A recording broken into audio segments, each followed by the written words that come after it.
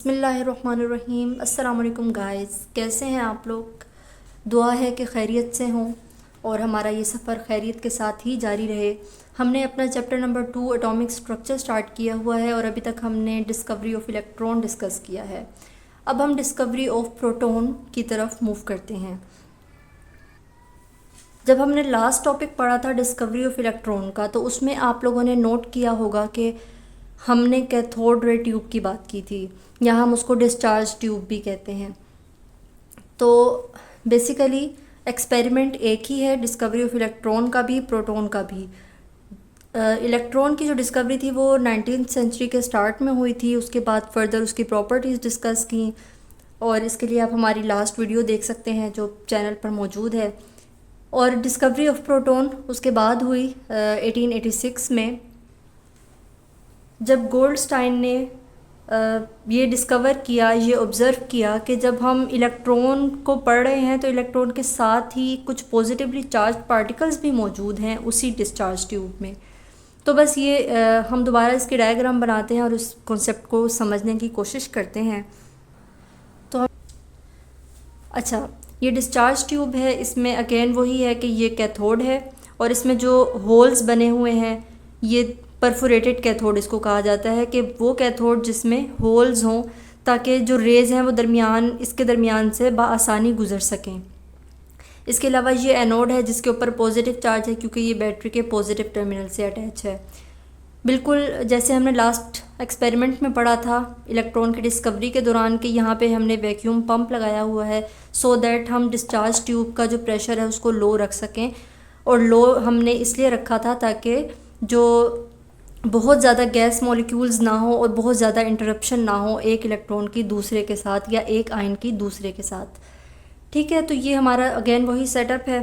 और जब गोल्डस्टाइन ने वोल्टेज यहाँ से पास किया तो उसने ये नोट किया कि कैथोड में से जो रेज़ निकल कर यहाँ पर एनोड की तरफ जा रही हैं, जिनको इलेक्ट्रॉन का नाम दिया था जे थॉमसन ने, वो तो हैं ही मौजूद, लेकिन कुछ रेज़ ऐसी भी हैं जो यहाँ से निकल रही हैं और कैथोड के परफोरेशंस में से, कैथोड के होल्स में से निकलकर इसके पीछे एक्यूमुलेट हो रही हैं, जमा हो रही हैं।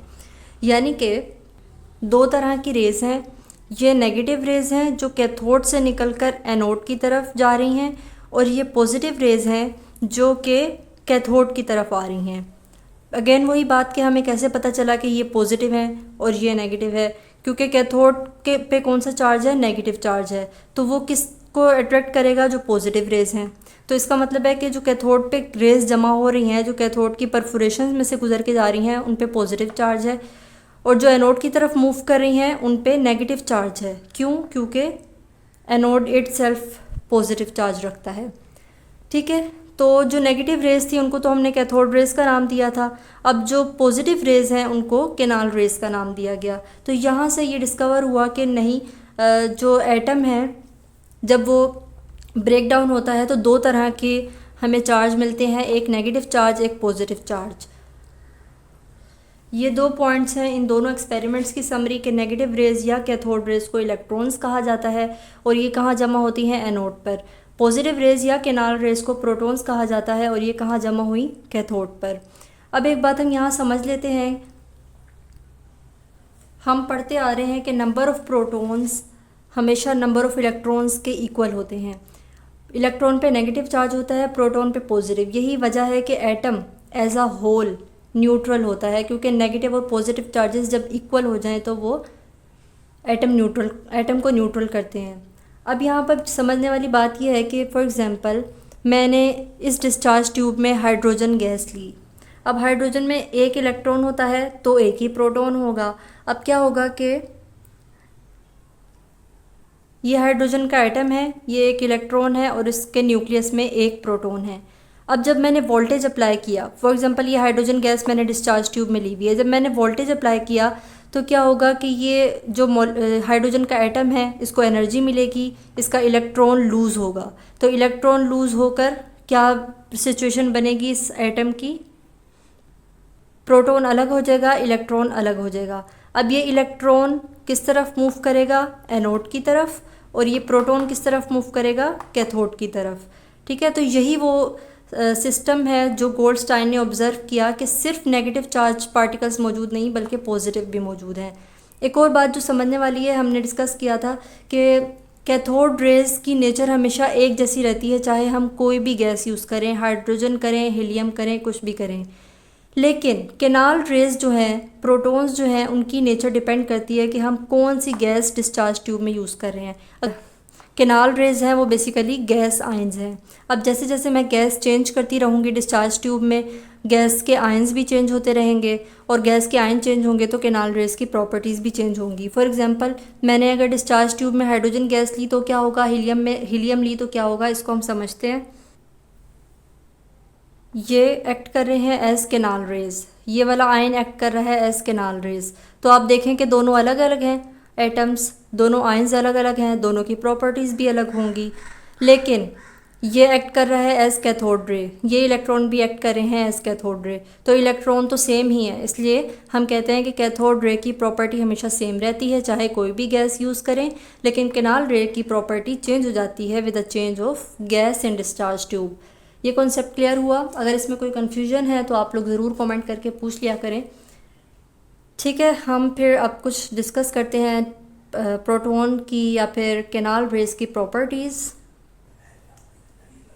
Canal rays are actually gas ions, depend upon the nature of gas in discharge tube, right. ये है हमारा डिस्कवरी ऑफ प्रोटॉन का टॉपिक। में आप लोग बिल्कुल इसी तरह डिस्चार्ज ट्यूब की डायग्राम बनाएंगे, इसको थोड़ा सा एक्सप्लेन करेंगे, एंड देन हम देखेंगे कि प्रोटॉन की डिस्कवरी कैसे हुई और फिर उसकी 2-3 प्रॉपर्टीज़ जो हैं।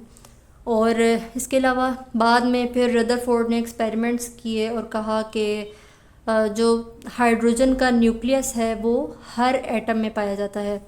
इसलिए बेसिकली कि अभी डिस्कस किया है कि हाइड्रोजन का इस तरह अगर हम स्ट्रक्चर ड्रॉ करें और उसके बाद इलेक्ट्रॉन लूज़ हो जाए तो हमारे पास ये स्ट्रक्चर बनता है। ये हाइड्रोजन का न्यूक्लियस है जिसमें एक प्रोटॉन मौजूद है, न्यूट्रॉन कोई नहीं होता हाइड्रोजन में। तो एक एक प्रोटॉन तो हर एटम में होता ही है, इससे ज़्यादा ही होते हैं बल्कि, इसलिए हम कहते हैं कि हाइड्रोजन का न्यूक्लियस हर एटम में मौजूद है। इसके अलावा हाइड्रोजन के न्यूक्लियस के अलावा उसके अपने भी प्रोटॉन मौजूद होते हैं, लेकिन ये मस्ट है हर एटम में। ठीक है, तो ये एक एक्स्ट्रा कॉन्सेप्ट था, ये आई होप ये क्लियर हो गया होगा आप लोगों को। और कोई भी सजेशन हो तो आप लोग ज़रूर दिया करें, या कोई कन्फ्यूजन हो तो हम आपके साथ हैं और आप भी हमारे साथ रहिए। मिलते हैं नेक्स्ट वीडियो में, अपना ख्याल रखिएगा। अल्लाह हाफिज़।